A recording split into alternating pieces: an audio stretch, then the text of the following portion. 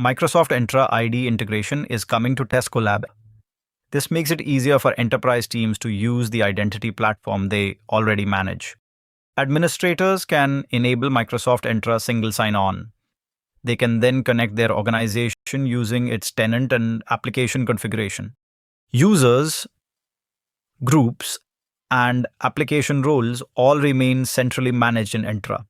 Administrators map Entra assignments to the right roles. They can apply access across the organization or limit it to selected projects.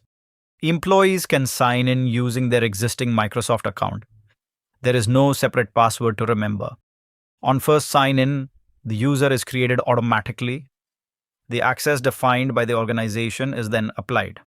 For larger rollout, SCIM provisioning automates onboarding. Administrators connect Entra using a secure SCIM endpoint and token. They can synchronize selected users and groups, or provision the wider directory.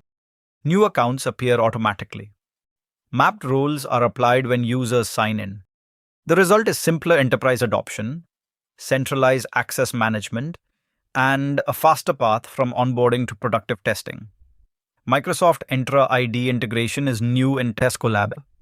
Enterprise access simplified.